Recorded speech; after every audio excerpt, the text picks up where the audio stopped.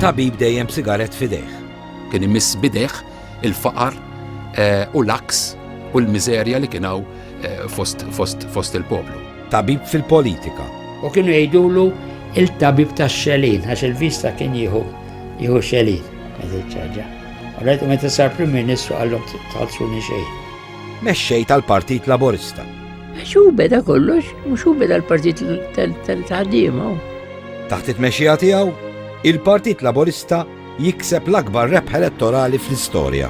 Meta ġab kważi 60% tal-voti. Mhux ġab il-Partit Laburista fil-gvern, imma ġab il-Partit Laburista fil-gvern waħdu. L-ewwel Prim Ministru Laburista ta' Malta. Imma wara sentej fil-gvern jitneħħa minn mexxej tal-partit u l-Partit Laburista jinqasam fit-tnejn. Laqqas kellu idea ta' x'seta jagħmel persuna bħal Mintoff. Għad idea? Mintoff ir-ribell, il-bniedem li jrid ibiddel id-dinja kista jkun f'sekonda. Il-mara ta' Boffa Genoveffa kienet dejjem tajlu lil Boffa jekk tarġa' tirranġa ma' Mintoff nitilqek. Jien illum forsi inħoss illi għamilt xi dnub dik il-ħar. Forsi qed ngħid ma nafx. Jibqa' fil-politika u jsir Ministru tas-Saħħa u tas-Servizzi Soċjali. Imma taħt il-Prim Ministru Nazzjonalista George Borch Olivier. Jekk hemm xi ħaġa li ma naqbilx ma' Boffa hija meta wara li sar l-split kien għamel koalizzjoni mal-Partit Nazzjonalista. Il-Nazzjonalisti ma baqgħux konservattivi bħala partit tas-Sinjuri kif kien qabel. Imxew b'sistema soċjalista wkoll. Jerġa' jipprova jidħol fil-Partit Laburista. Imma l-eżekuttiv tal-Partit Laburista ma kienx aċċetta li Boffa joħroġ bħala kandidat għall-elezzjoni tal-1955. Spiċċa mill-Partit Laburista billi tkeċċa mill-Partit Laburista kienet daqqa ta' ħarta kbira. Imut fl-1962 fis-sena tal-elezzjoni ta' Dnub il-Mejjed. Boffa met fl-1962 meta l-eżekuttiv u l-Partit Laburista kien taħt l-interdett u meta kien Dnub Mejjed li tivvota l-Partit Laburista. Esperjenza li hu għexa sew fis-snin 30. Pawlu Boffa.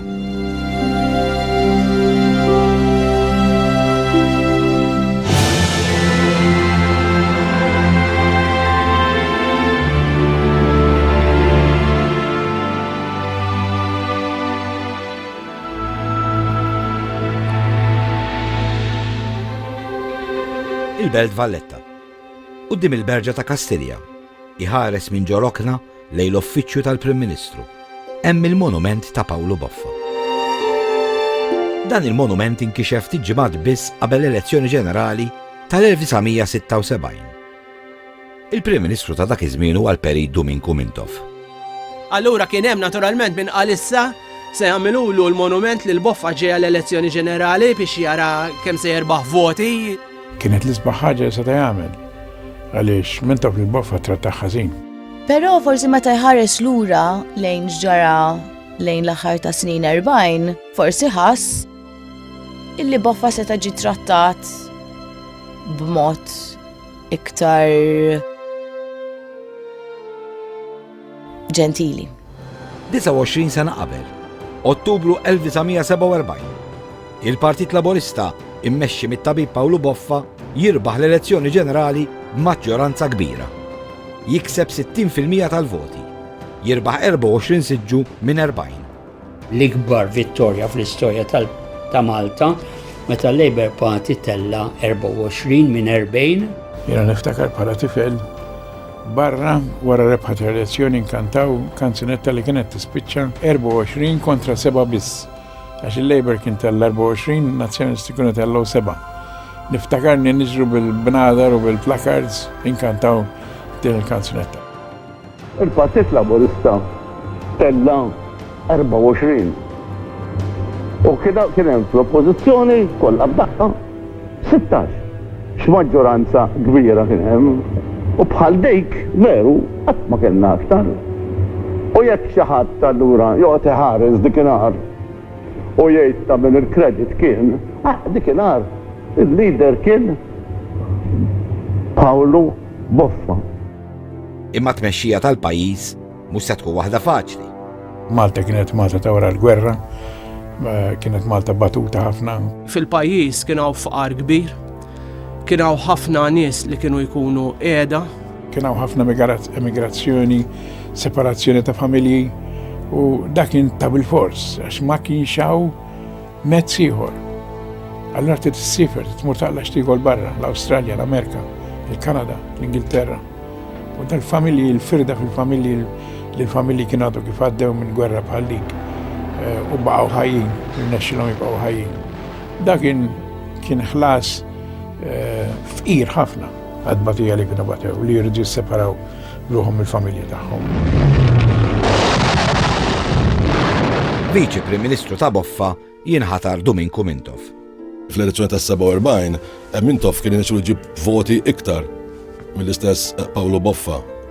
U kien għadu waqqas kien deputat kap dak iż-żmien. Il-Perit Mintoff għandu biss 31 sena.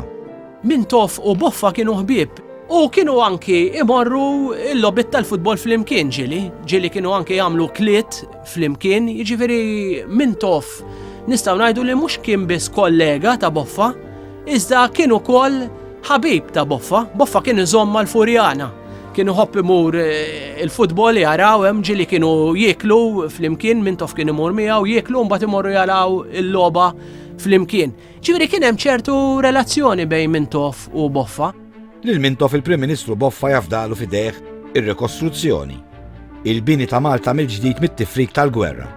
Kellhom problemi kbar ta' rikostruzzjoni. Għaliex il-kottonera kienet distrutta, kien hawn il-ġuħ. Fl-istess sena li Boffa jsir Prim Ministru, l-Istati Uniti tal-Amerika jibdew jagħtu għajnuna finanzjarji lil pajjiżi Ewropej imġarfin bil-gwerra. Din l-għajnuna tibda tissejjaħ il-Marshall Aid. L-Amerikani bdew jgħinu ħafna pajjiżi, fosthom anki pajjiżi li kienu iġġieldu kontrihom fil-gwerra bħal Ġermanja pereżempju.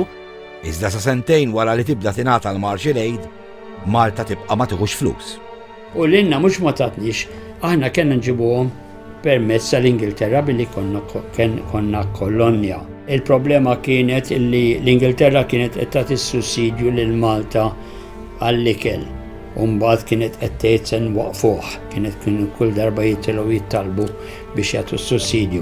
Kien hemm il-kwistjoni li l-Ingilterra kienet qed tnaqqas l-ispejjeż għalhekk qed tkeċċi n-nies kemm fl-Ingilterra mbagħad anki fid-dokkjad ta' Malta li għalina kienet ħaġa ħażina ħafna u n-nies kienu jgħidu kif l-Amerika tat il-Marshall Aid lill-dewwa tagħha lill-Ġermanja u lill-Italja u aħna ma ħadna xejn. Anka fost l-Ingliżi jkun hemm min joħodha kontra l-Gvern Ingliż għal mod kif kienet jimxi mal-Maltin. Kien hemm ħafna opinjoni pubblika li tissimpatizza ma' Malta ġewwa ir-Renju Unit stess. U di m'għadux ninsewwa li ħafna Ingliżi li kienu raw u imxew mal-istorja ta' Malta fil-gwerra, kienu jagħmlu Malta tant għamlet biċċa xogħol tajba li kien jistoqilha aħjar mill-Gvern Ingliż. Il-Gvern Laborista ta' Pawlu Boffa jiddeċiedi li l-Gvern Ingliż jaqaflu biex il-Maltin jibdew jieħdu dak li hu tagħhom. Issa kif stajt jaqaf l-Ingliżi? L-Ingliżi aħna ħaġa waħda kellna biex ninnegozjaw magħhom. Kienet il-qagħda strateġika tagħna. Il-gwerra kienet uriet li għall-Ingilterra aħna konna blata importanti. Pawlu Boffa jiffirma memorandum indirizzat lill-Gvern Ingliż. Il-kitba ta' dan il-memorandum issir minn Domingku Mintoff. L-ultimatum kien ifformulaħu u allura kien rappreżenta dak li rid Mintoff. Naħseb mal-Ingliżi, mal-Gvern Ingliż biex mal-Ingliżi, dak iż-żmien il-metodi ta' Mintoff kienu perikolużi ma kienu l-uniku metodu li seta' jwassal x'imkien. Il-memorandum kien jgħid: Jekk sa 22 ta' Wissu tal-1949 Malta ma tingħatax sem dirett fil-Marshall Aid, allura il-Maltin jagħmlu referendum nazzjonali li jaraw jekk hemmx xi potenza li tixtieq tagħmel użu minn Malta biex ikollha bażi f'Malta u biex imbagħad tagħmel rikompens tek tagħti lil Malta l-għajnuna ekonomika. Dan il-memorandum jitqies bħala ultimatum. Għal-Ingliżi tattika li bil-kalma tajba tista' twassal ma timpika ma jew temminazzjon m'għandekx ta' Il-gvern Ingliż kien speċi qal li jew jiġi rtirat dak l-ultimatum jew inkella aħna mhux se nkomplu niddiskutu. Il-Prim Ministru Boffa jitla l-Ingilterra u jmur pass lura. Iddeċida li jirtira l-ultimatum. Boffa meta irtira l-ultimatum, irtiraħ fuq deċiżjoni tiegħu. Domingos Mintoff jitla l-Ingilterra biex jinnegozja l-ultimatum. Il-Prim Ministru Paolo Boffa jinżel Malta u jinforma li delegati tal-partit li huwa rtira l-ultimatum. Wieħed mid-delegati iqum u jistaqsil il-Boffa. U ġiġi Gawċa qallu imminti informajtu lil Mintoff li se tirtira l-ultimatum u hemmhekk Boffa tfixkil. Boffa qallu iva, u mbagħad kien qam dwar Duell Lul, il-Kummissarju Oli ta' Malta f'Londra, u qal li mhux veru. Allura Boffa inħareġ li mhux qed jgħid il-verità quddiem il-Konferenza Ġenerali kollha. Il-Perit Mintoff għadu l-Ingilterra. Jiġifieri immaġina li jkollok lil Mintoff quddiem l-Ingliżi. L-Ingliżi jafu li l-ultimatum li ġirtirat u Mintoff għadu ma jafx u għadu jħambaq waħdu hemm. Wara ftit żmien, il-Perit Mintoff isir jaf li l-ultimatum ġirtirat. Mintoff assolutament ma rridx jaċċetta. Mintoff joħod qatta bla ħabel kontra Boffa. Mintoff kellu karattru li meta darba tiddieħed deċiżjoni ma kienx jistenna li n-nies imorru lura minnha. Fil-Partit Laburista jitwielet moviment kontra Paolo Boffa. Agata Barbara tkun waħda minnhom. Agata Barbara qalet isma' mela aħna redikoli, aħna laboristi, l-ewwel immorru nagħmlu l-ultimatum jiffirmaħ kulħadd. U mbagħad wara li nippreżentaw nirtiraw. Speċi qalet aħna maħniex taż-Sovjet, kif għamel Boffa għamel ħażin. U tat l-appoġġ kollu tagħha lil Mintoff. Agata Barbara. Iżda qabel din l-istorja tal-ultimatum, il-firda bej Boffa u Mintoff kienet diġà bdiet tinħass. Sfortunatament kien hemm xi żgħażagħ illi għamlu pranzu f'San Pawl il-Baħar u Mintoff kien preżenti u tkellem aktarx kontra speċi kritika lill-leader. U minn dak il-qoddim ħaġa forsi li ftit jafuha aqqas qatt ma tkellmu. Kienu jgħaddu n-noti lil xulxin fil-Parlament. Wara li Boffa rtira l-ultimatum, Mintoff baqa' Londra jipprova jinnegozja. Minn Londra, Mintoff jibgħat lil Boffa telegrammi mimlija ta' iru insulti. Mintoff jgħidlu tista' tieħu r-riżenja tiegħi meta trid. Għax it's impossible to work with you. Ma Boffa kien jgħidlu f'wiċċu li hu dajjef, kien jiktiblu li hu dajjef it-telegrammi. Kien jgħidlu li hu jħossu l-esperjenza tiegħu li hu jċedi fejn jidħlu l-Ingliżi. Ma kienx kapaċi jiqfilhom. Boffa jkun rid jitla' Londra biex jinnegozja mal-Ingliżi. Iżda Mintoff jumiljaħ. Mintoff kien ġejjed Londra, Boffa ddeċida li jitla' ħalli jkompli jipparteċipa fid-diskussjonijiet u Mintoff kien qallu jekk titla' int ninżel jien. Eventwalment qallu aċċetta li jitla' Boffa, qallu però toqgħod bħala osservatur just in case ikolli bżonn li nkun nista' ikolli bżonn nirreferi xi ħaġa għalik, però basta twedni li ma tikkomunikax b'xi mod jew ieħor mal-istampa Ingliża dawn l-affarijiet li ġejjin minn deputat kap lejn il-kap tiegħu kienu xi ħaġa li Liema Prim Ministru ħajaċċetta xi ħaġa bħal din li ikellem lill-medja id-deputat tiegħu li jiqpa jmexxi it-taħdidiet id-deputat Prim Ministru u li hu speċi jkun il-konsolent tiegħu. Boffa ma ċċettax li Mintoff jittrattaħ b'dak il-mod. Boffa xorta waħda jmur Londra jinnegozja mal-Ingliżi. Mintoff iħossu sfidat. Jirreżenja minn Ministru imma ma jirreżenjax mill-Partit Laburista. Mintoff ġi irriżenja, ġi Malta, għal infarku insomma dan kollu beda jagħmel il-meetings. U beda jagħmel meeting wara l-ieħor ma' Malta kollha biex jirbaħ l-appoġġ tal-Laburisti kontra Boffa. Fil-meetings, Mintoff jgħid li jrid ifarrak lil Boffa.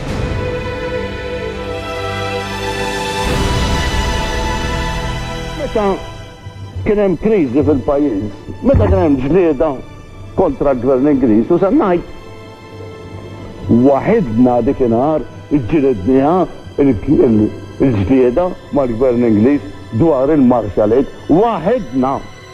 Intant, Boffa baqa l-Ingilterra jitħabat ġab il-Power Station tal-Marsa imma ovvjament ma kienx biżejjed.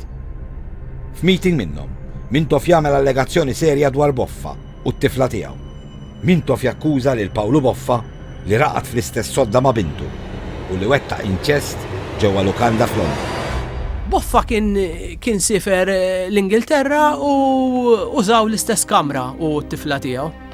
Naturalment, probabbli kien għamela minħabba kemm kienu iffissat fuq li joqgħod attent fuq l-ekonomija u Mintoff prova jagħti xejra negattiva, prova jinsinwa ċerti affarijiet li naturalment ma kienux vera u tal-familja tiegħu ħaduha bi kbira ħafna. Ridu bil-fors donhom jisibu xi ħaġa biex il-Boffa jtawlu rasu. 2 ta' Ottubru 1949, fil-Radio City l-Ħamrun, id-delegati tal-Partit Laburista jivvutaw dwar għandhom jiġu diskussi il-problemi interni tal-partit.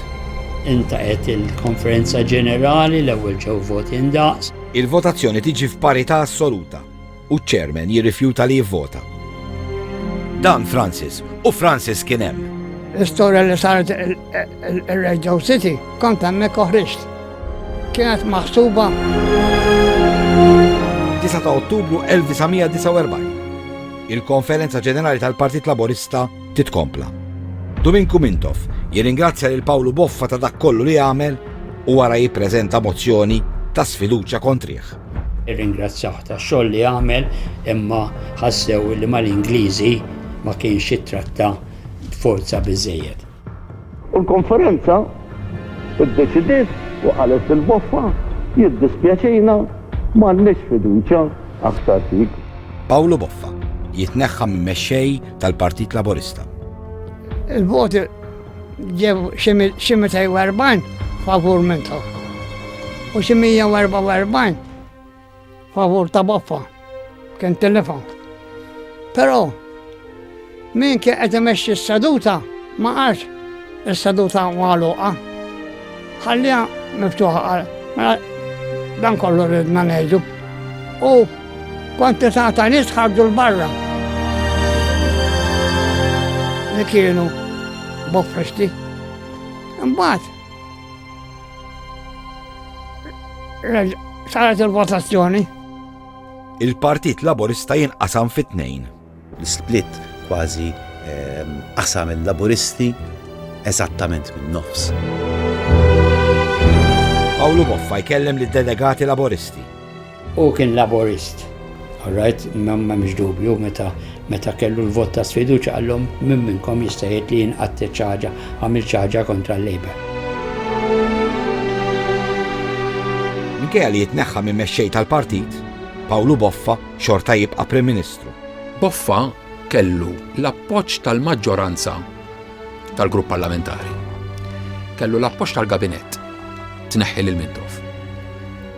U allura da probabbli il-pols li kellu b'saħħtu iktar milli hu tajt il-konferenza. Għax tista' tajt isma' mal-konferenza orrejt ħadimha Mintoff. Iżda dak li ma rnexxilux jagħmel Mintoff, irnexxilu jagħmlu kokawċi. Għax kien kokawċi li kien kaġun li Pawlu Boffa spiċċa minn Prim Ministru. Iżda dwar din l-istorja nitkellmu dalwaqt. Dalwaqt se naraw ukoll kif Pawlu Boffa spiċċa Ministru f'Gabinett immexxi mill-Prim Ministru Nazzjonalista George Borch Olivier. Dalwaqt naraw il-bidu tat-tabib Pawlu Boffa fil-politika. U min huwa ddablu siġġu għar-rasu lil Pawlu Boffa. Iżda qabel ma nifqu, insiru nafu li l-karozza ta' Pawlu Boffa kienet teqaflu ta' spiss. Kien ħallija fejn tkun u tant kien popolari man-nies li kien jiġi xi wieħed jgħid tara t-tabib Boffa waqfitlu xi mekkanik irranġajlu on the spot u jarġa' joħodielu il-garaxx. Il-biografija ta' Pawlu Boffa tkompli dalwaqt.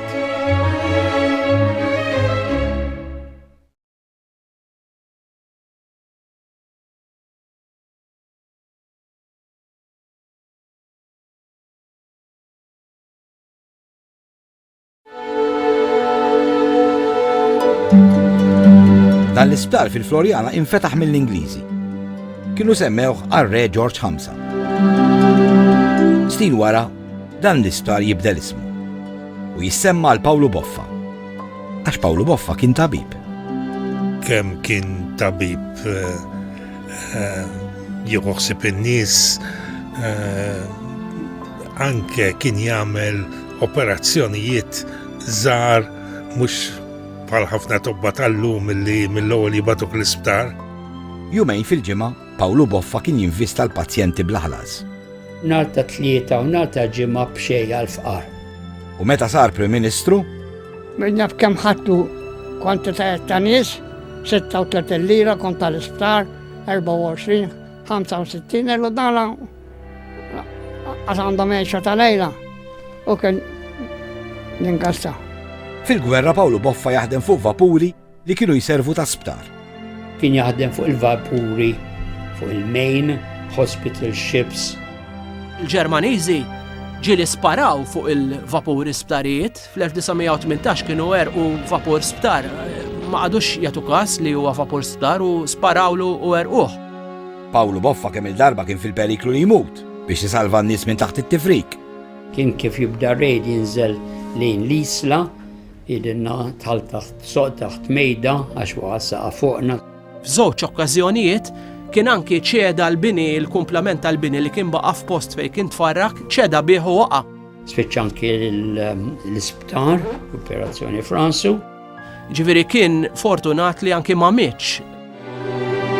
Tas-servizzi li wettaq matul il-gwerra, Pawlu Boffa jiġi onorat bl-Order of the British Empire. It-tabib Pawlu Boffa.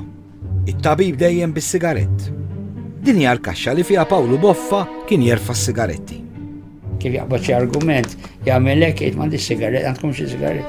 U biex ma jpejabx ħafna meċ sigaretti, imma jitlabba mikrona. Lili, tina sigaret. Din hija l-pittura ta' Pawlu Boffa li tinsab ġewwa Kastilja. Rari tara ritratta Pawlu Boffa mingħajr is-sigarett. Fil-monument lil Pawlu Boffa ipoġġu f'qagħda qisu għandu sigarett fidu. L-iktar pożizzjoni popolari tiegħu kienet hekk għax dejjem kien ikun bis-sigarett. Hekk niftakru jien dak il-coat, jew raincoat, imdendel bis-sigarett ħalqhom. In-nies ippruvaw għabdulu s-sigarett u qatt ma jrid, dejjem is-sigarett imdendel u qatt ma jkun imqabbad. U b'nuċċali, daqsxejn ponċi, u jitkellem man nies, il-ħin kollu jitkellem man nies. U kien simpatiku ħafna, ġifieri n-nies kien maħbub ħafna minn nies. Kien l-iktar bniedem minn tagħna, jiena kont tifel żgħir ma kien jifraħ bija, jkellimni. L-imħabba Pawlu Boffa saba f'Ġenoveffa. Tfajla 12 sena iżgħar minnu. Missiera kien tabib, twildet Pariġi għaliex missiera kien qed jistudja Pariġi. Ma kienx faċli għal Pawlu Boffa biex jinnamla ma' Ġenoveffa għax missiera ma ridux. Għax peress li Boffa kienu jisuh radikali ħafna meta kien żgħir u dan jelses kien tip aristokratiku, xejn ma ħagost li t-tifla bdiet tinnamra ma' Boffa. Dak iż-żmien bniedem li jitkellem fuq l-idea ta' soċjaliżmu kien jitqies Trump, radikali u komunist. Kienu jgħiduhom li huma komunisti, antiklerikali, ma jemnux falla, antireliġjon, eċetera. Iżda fl-1921 Pawlu Boffa u Ġenoveffa Sesi jiżżewġu. Ġenoveffa kont nafa jiena x'konna mmorru aħna għandhom, stess karattru tiegħu. Mara ġenjali, kordjali, ħabiba ta' kulħadd, tgħin il kulħadd. Sentej wara, Pawlu Boffa jingħaqad mal-Partit Laburista. Boffa daħal fil-politika blan dikjarat li jgħin biex jitjibu l-kondizzjonijiet tal-ħaddiema. Kienu tim mimlijin ħeġġa ideali, intellettualità, imħabba lejn Malti, jridu jibdlu d-dinja. Boffa kien ħareġ għall-ewwel darba bħala kandidat tal-Partit Laburista fl-1924 u tela mill-ewwel.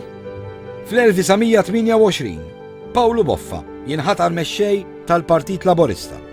Boffa jien inqisu wkoll li kien l-ewwel mexxej kif nafu llum mexxej tal-Partit Laburista. Qablu iktar kienu jkunu jew kapijiet tal-grupp parlamentari, jew inkella chairpersons bħalma kien ġifieri President tal-Partit bħalma kien Savona. Sena qabel, il-Partit Laburista kien ingħaqad mal-Partit ta' Strickland biex flimkien iffurmaw il-ftehim imsejjaħ Compact.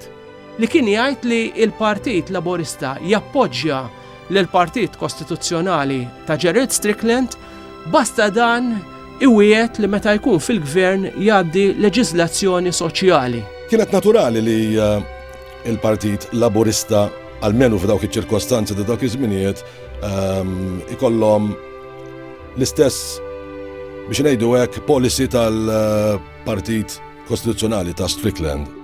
Il-Partit Kostituzzjonali ta' Strickland jirbaħ l-elezzjoni ġenerali bl-appoġġ tal-Partit Laburista.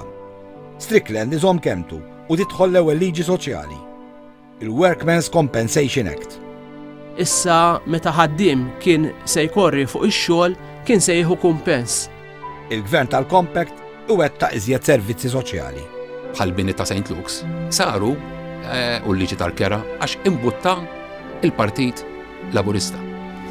Kienu l-aġenda tiegħu, kienu l-prioritajiet tiegħu, kienu fil-programm elettorali tiegħu.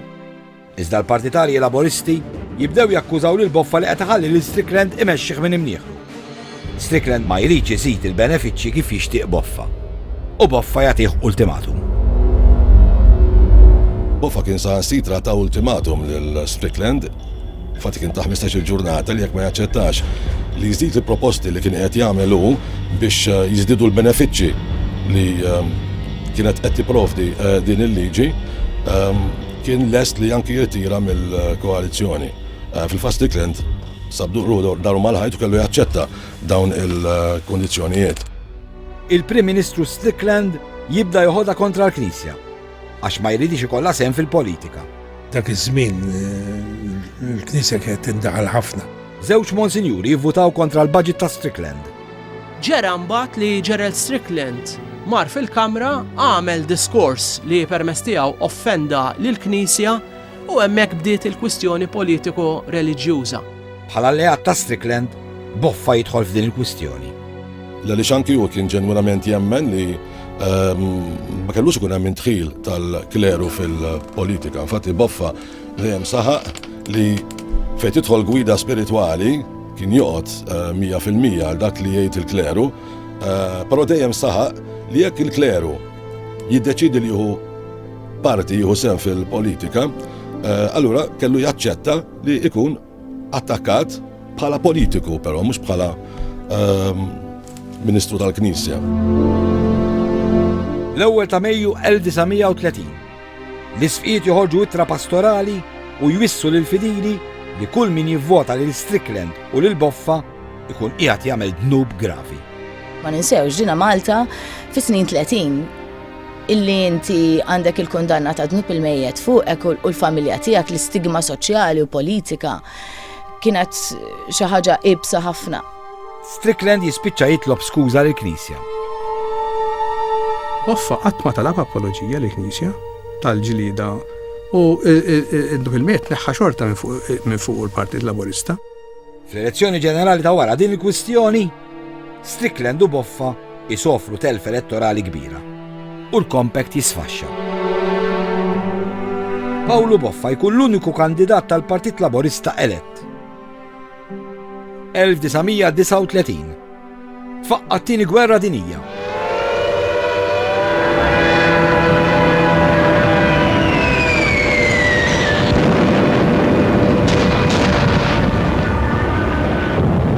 Fl-istess sena, Paolo Boffa jinħatar membru tal-Kunsill tal-Gvern. Meta 6 snin wara tispiċċa l-gwerra, Boffa jingħaqad mal-General Workers Union u flimkien jiffurmaw l-għaqda bl-isem tal-Labour Front. Boffa ikun il-kellim ewlieni. B'insistenza tal-Labour Front ta' Boffa, fl-elezzjoni tal-1947 jingħata dritt tal-vot lin-nisa. Iżda l-Knisja ma tieħux gost b'dan id-dritt.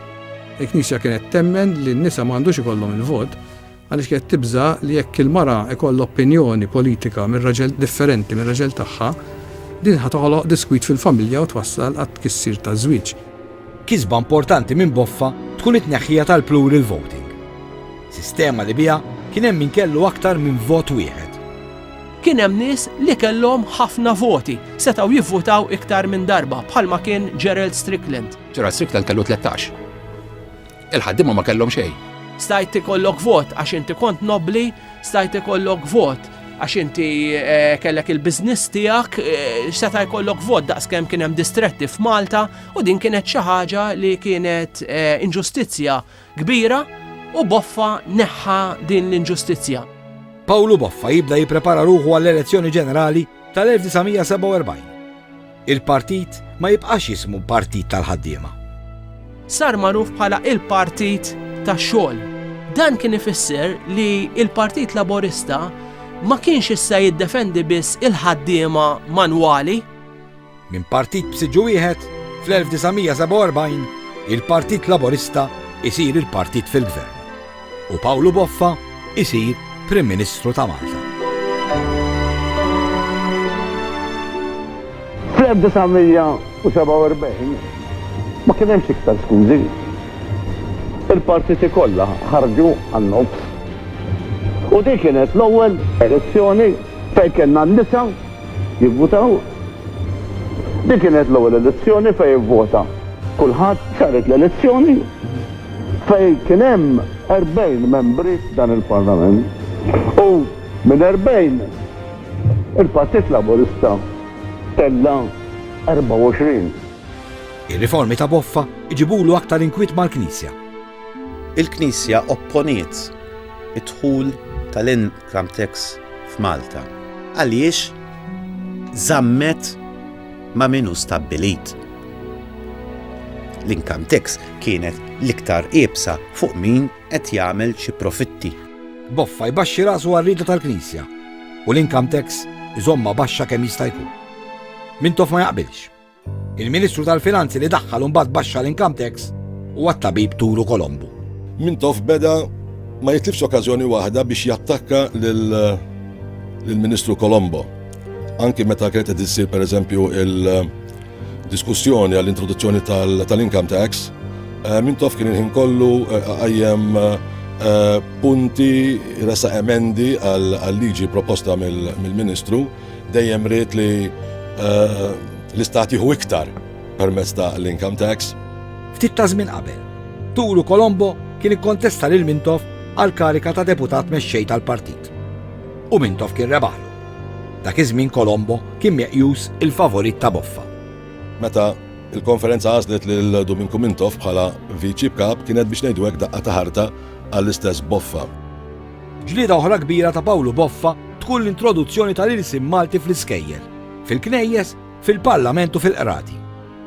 Dak iż-żmien il-Malti kien ikkonsidrat kien hemm min kien jgħajru il-lingwa l-irsim tal-kċina. Il-Partit tal-Ħaddiem illi għandu rekord mill-aktar sbieħ speċjalment Boffa, jekk hawn ħaġa li Boffa jistħaqlu li kollu statwa għaliha, il-mod kif iddefenda l-irsim Malti bil-bidu. Meta kien student, lil Pawlu Boffa wadbulu siġġu għax irid jitkellem bil-Malti. Fil-diskors tal-gradwati irid jitkellem bil-Malti.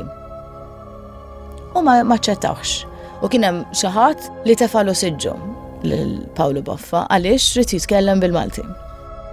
Wieħed illi ddefenda mit-torqu u ma ħaxej minna kien ittabib Boffa. Ħlif xeba mingħand il-gradwati sħabu tal-Università. Wieħed insemmiha biex nuri kemm sofra dan. Il-gvern ta' Pawlu Boffa jibqa' magħruf bħala l-gvern tas-servizzi soċjali. Kien hawn il-gazzett tal-Berqa u ġabitu idoq il-pjanu bla xartu swaba u fuq kull seba' kien hemm liġi soċjali. Pawlu Boffa jdaħħal liġi soċjali fuq ir-Romol. L-Romol, dak iż-żmien ma kienu tuhom xejn, aħna tajna 15 shillings, 15 shilling fil-ġimgħa. L-Romol, dak iż-żmien meta jmut ir-raġel, miskina jew tmur is-service imkien tal-vjantan, jew mxjegata x'imkien jieħu biex ma ngħidx affarijiet oħrajn. Ħafna nisa Maltin kien ikollhom jaqgħu għall-prostituzzjoni biex jgħixu. Boffa bħal laburisti l-oħra kollha ma kienux favur il-prostituzzjoni, anzi kienu jarawha bħala insult lid-dinjità tal-mara Maltija. Imma x'tagħmel? Jekk int il-pajjiż m'għandux ir-riżorsi biex daw itihom is-support biex ma kunux il-prostituzzjoni. Il-Partit Laburista kien fil-programm tiegħu li jtella il-kundizzjoni tal-mara l fuq. Rrid għal vot tipparteċipa tħu sehem u tagħmel kontribuzzjoni. Il-prostituzzjoni kienet naħseb iktar dnub mejjed mid-dnubit kollha li staw jiġu posti fuq. Il-gvern ta' Pawlu Boffa idaħħal ukoll il-pensjonijiet. Pensjoni ta' xjuħ. L-istess dak iż-żmien niftakar l-oppożizzjoni tgħid jekk ix-xjuħ intom il-flus imorru jixorbuhom. Meta darba kien għaddej minn quddiem bank bil-karozza ta' Prim Ministru, Boffa jiltaqa' ma' mara anzjana. U din marret dak iż-żmien ix-Xiklunas Bank u ħarġet somma ta' flus. U ħirġa kienet tidher li ħirġa b'somma flus fuqha mill-bank u kien għaddej Pawlu Boffa bil-karozza ta' Prim Ministru. U waqaf u ta' lift u wassala lejn id-dar. Jiġifieri hawnhekk tara l-umiltà tiegħu. Fi żmien li jkun Prim Ministru Pawlu Boffa tiddaħħal ukoll edukazzjoni obbligatorja għal kulħadd. It-tfal kollha li kellhom bejn 6 u 14 sena riedu bil-fors jattendu l-iskola. Boffa kien jemmen li mingħajr l-edukazzjoni dal-pajjiż ma jqum qatt. Kien hawn il-litterizmu kbir, rata tal-litterizmu għolja ħafna. Iżda anke fuq din il-Knisja tkun kontra. Il-Knisja opponiet lil Boffa fuq l-edukazzjoni obbligatorja. Għaliex it-tfal se jibdew jittieħdu mill-post tax-xogħol minn ġol l-eliqi u se jibdew imorru l-iskola, indottrinazzjoni da kollu. Pawlu Boffa kellu jispiċċa minn Prim Ministru minħabba kok minn Għawdex. Kien hemm każ f'Għawdex meta rridu jagħmlu kok għall-isptar ta' Għawdex u tziju ħassu li kienet se ssir inġustizzja kienu se jaqbżu xi ħadd u qal mistenna prova. U vendikazzjoni insomma risposta il-partit ta' Għawdex ivvota kontra tiegħu u l-gvern waqa'. Xi tkun l-ewwel ħaġa li għamel Boffa meta jispiċċa minn Prim Ministru? L-għada li spiċċa minn Prim Ministru mar idur l-immigranti nies li kienu se jsifru lejn l-Awstralja biex jeżaminawhom bħala tabib u għall-ewwel darba l-irqatt tajjeb f'ħajti. Meta Boffa tneħħa minn mexxej, rid iżomm l-isem tal-partit, imma Mintoff joġġezzjona. Marru l-qorti għall-isem tal-partit u rebaħa Mintoff, billi Mintoff ġie hu il-kap tal-partit, rikonoxxut issa mill-qrati. L-elezzjoni tal-1950. Boffa jikkontesta bħala l-mexxej tal-Malta Workers' Party. F'dik l-elezzjoni, il-partit ta' Mintoff u l-partit ta' Boffa iġibu l-istess numru ta' siġġijiet. Il-Partit Laburista nqasab minn nofs, tellaw indaqs siġġijiet. B'mod minħabba li kienu nofs ma telawx fil-gvern. Il-mexxej nazzjonalista Enrico Mizzi isir Prim Ministru ta' Malta, bi gvern ta' minoranza. Pawlu Boffa jipprova jagħmel koalizzjoni ma' Enrico Mizzi, imma Mizzi ma jridx jaf. Enrico Mizzi kien qallu dan hu l-programm tiegħi jiena fuq da se nimxi. Ma kienx hemm dik l-Ingliż jgħidu chemistry bejniet Enrico Mizzi u Boffa imħabba li Boffa kien l-alleat ta' Strickland. Tgħid Enrico Mizzi ma rridx jingħaqad ma' Boffa għax Boffa kien ivvota favur li Mizzi jiġi mkeċċi lejn l-Uganda mill-Ingliżi. Naħseb li hawn wieħed jista' jikkritika xi ftit lil Boffa għaliex meta ttieħed il-vot dakinhar, Boffa kien ivvota favur id-deportazzjoni ta' Enrico Mizzi u sħabu. Wara biss 3 xhur Prim Ministru, Enrico Mizzi imut.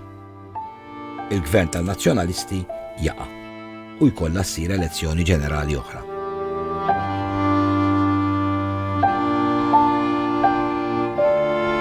Dalwaqt, naraw kif wara dik l-elezzjoni il-Malta Workers' Party ta' Boffa għamel koalizzjoni mal-Partit Nazzjonalista u kif Pawlu Boffa inħatar Ministru tas-Saħħa u Servizzi Soċjali. Darba minnhom anke meta kien Ministru tal-Saħħa u s-Servizzi Soċjali mar għandi l-familja it-tifel kien għalilhom li ma jiflaħx u għalilhom da m'għandu xejn ta' jista' jmur l-iskola. U qabad ħadu St. Edwards bil-karozza uffiċjali ta' Ministru. Hemmhekk il-headmaster ta' Turasu kien xinra l-karozza ta' Ministru deħla l-iskola għalilhom mela kelli xi vista ta' Ministru u mattulix biha. Mbagħad qallu le Pawlu Boffa qallu ma jimpur, qallu kien hawn dat tifel, qallu biex ma jitlifx ġurnata skola u ġibtulek jien. U ħal it-tifel l-iskola, issa dat tifel ma jafux u jafu biss għax kien jaf il-familja tiegħu, ġifier ma jiġix minnu jew xi ħadd xieħbi kbar tiegħu. Dalwaqt se nsiru nafu wkoll x'ġara meta Pawlu Boffa reġa' prova joħroġ kandidat mal-Partit Laburista ta' Mintoff. Iżda qabel nifqu, insiru nafu li Genoveffa, il-mara ta' Pawlu Boffa, ukoll kienet ħarġet kandidata mal-Malta Workers Party, imma Genoveffa kienet marret ħażin ħafna u ma telatx. Ħafna snin wara, Genoveffa Boffa kienet kelmet f'mass meeting indirizzat minn Edifen Akadami. Għaliex insiru nafu dal-waqt. Qabel nifqu insiru nafu wkoll x'kien jgħid Pawlu Boffa lil min kien isejjaħlu onorevoli. Meta sar Prim Ministru jekk xi ħadd kien jgħid anke fil-Parlament jgħidlu onorevoli, idhom intom mhux bħala dotta funi. Il-biografija ta' Pawlu Boffa tkompli dal-waqt.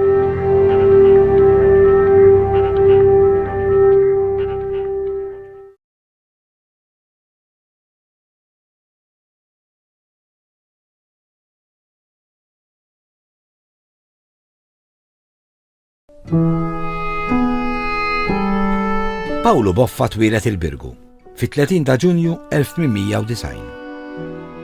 Meta kien żgħir, Pawlu Boffa xtaq jidħol patri. Kien mħajjar għal-patri, kien dejjem għand id-Dominikani il-Birgu. Dawn ommu missier Pawlu Boffa, Carmela u Carmelo. Missieru kien charge hand tal-ħanut tal-ħaddieda fit-Tarzna. Il-ħanut ta' Boffa. U kien joħosib il-ħaddiema, kien jisfurzhom jitfu xi ftit flus il-bank biex ikollhom moħħhom mistrieħ, alright? Jgħidu li kien wieħed mill-ewwel segwaċi ta' Dimek.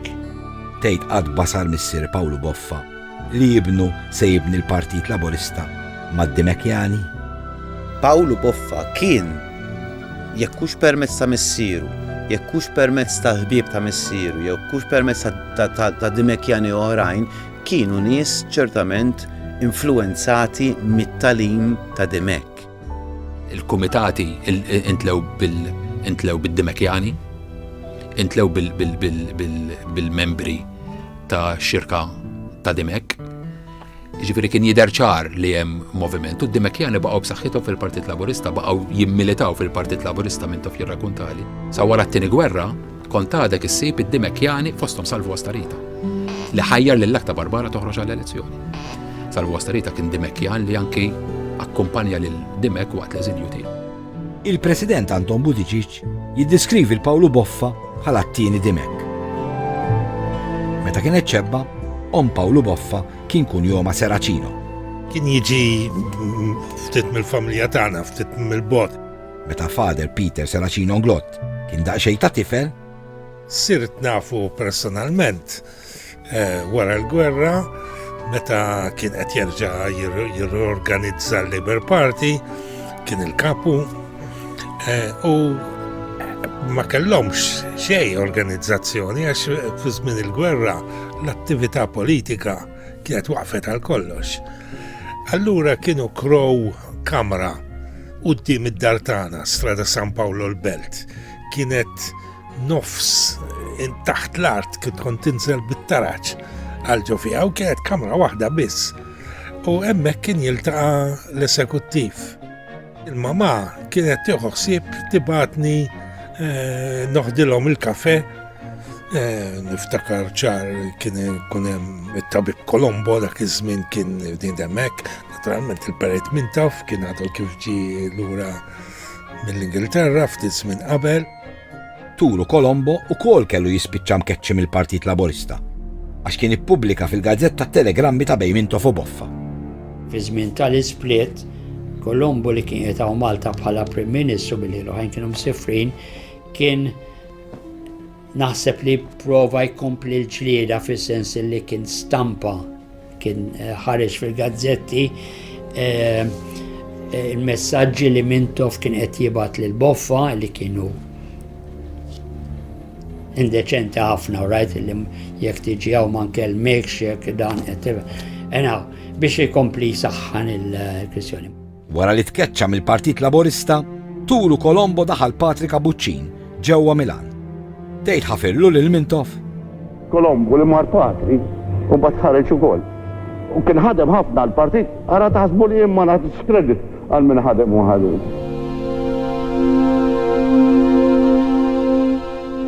Il-mara ta' Pawlu Boffa, Genoveffa, lil Mintoff ma ħafritlu qatt. I kienet baqet ma ħafritlux lil Mintoff. Kienet dejjem tajlu jekk tarġa' tirranġa ma' Mintoff nitilqek. Qabel l-elezzjoni tal-1981, Genoveffa Boffa tieħu sehem fil-kampanja elettorali tal-Partit Nazzjonalista immexxi minn Edi Fenekadami. Genoveffa Boffa kienet ittellet fuq it-trakkiet tan-nazzjonalisti biex juru li hemm post għal dawk li kienu anke fi żmien fil-Partit Laburista kontra Mintoff.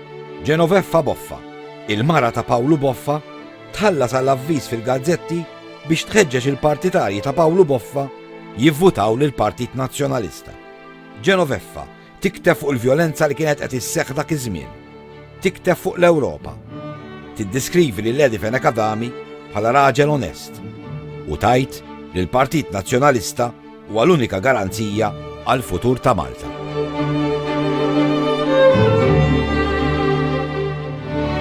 Lura fl-1951, il-Malta Workers' Party ta' Pawlu Boffa kien ifforma gvern ta' koalizzjoni mal-Partit Nazzjonalista ta' George Borg Olivier. U reġa' għamel l-istess wara l-elezzjoni tal-1953.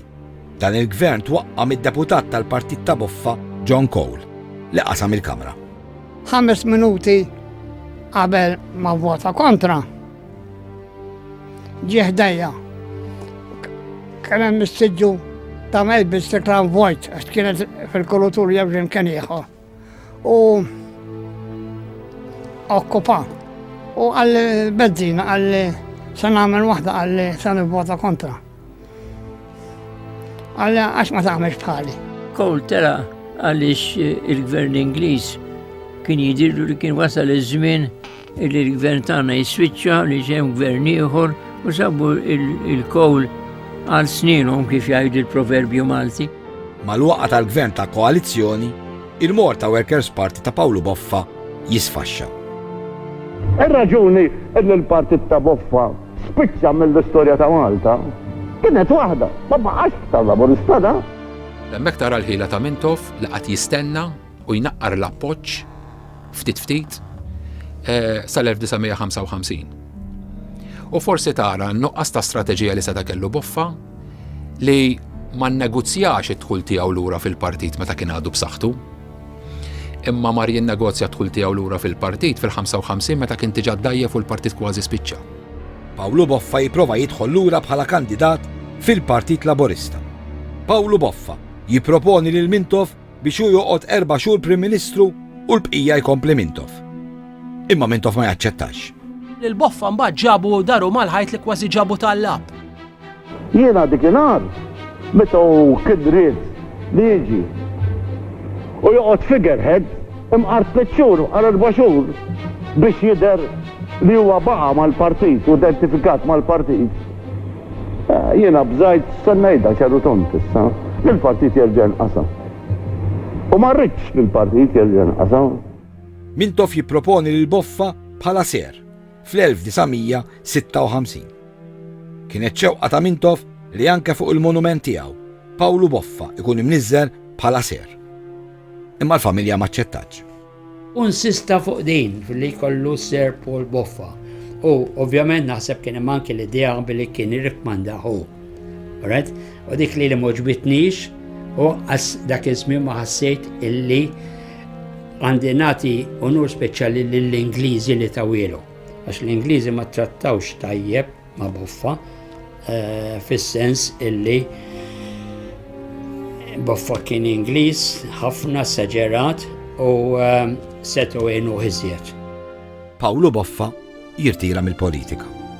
Jibgħat għal Dr. Alexander Kakija Zammit u jgħidlu biex joħroġ minn floku fuq il-lokalità taż-Żejtun fejn Boffa kien dejjem jikkontesta u jiġi elett.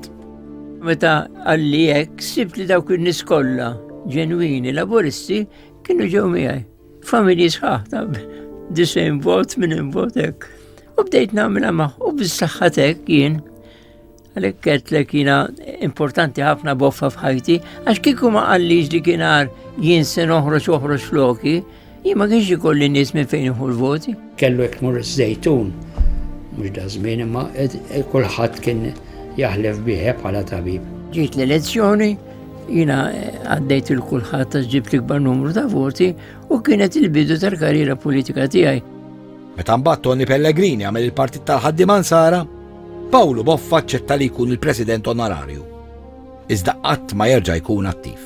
Għażluh bħala President Onorarju biss qatt ma kellu fiduċja f'Pellegrini, Pellegrini kien sempliċement qed jużah, naf ċert li qatt ma kellu fiduċja fih insomma. Pawlu Boffa jimrat.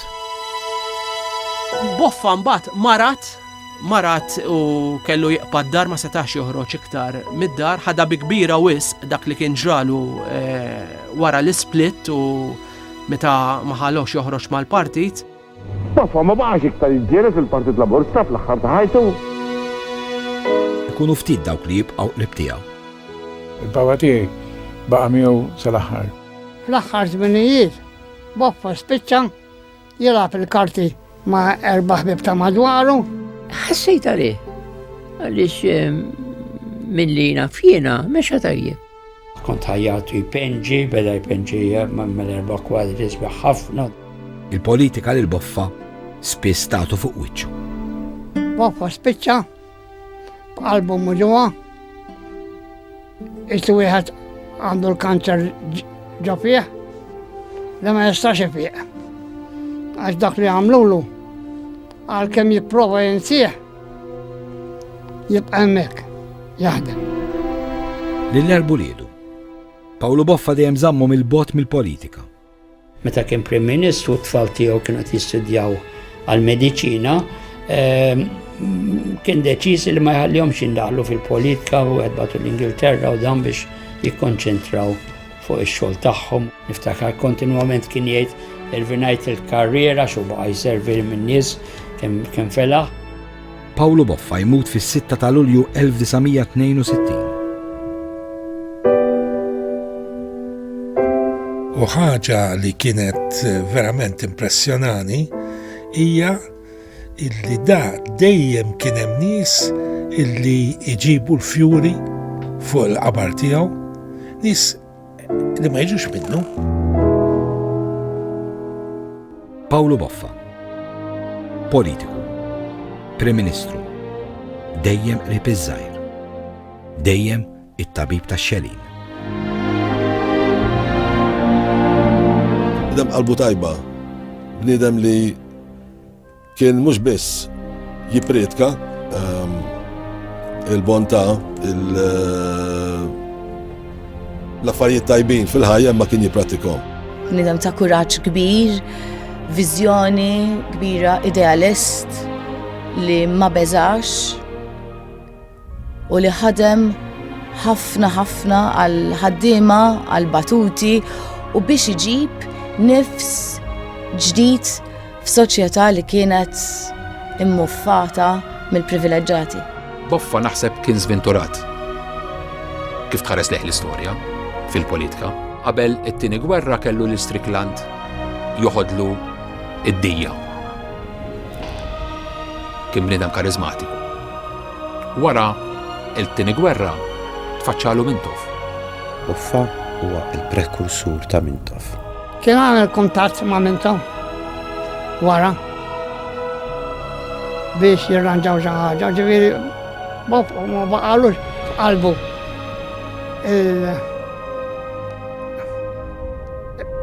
id-doluri li sofra taħt Mintoff. Jiena nista' ngħid li Boffa dejjem u naqra l-kappella għad attent għar-ruħ tal-partit u bata Boffa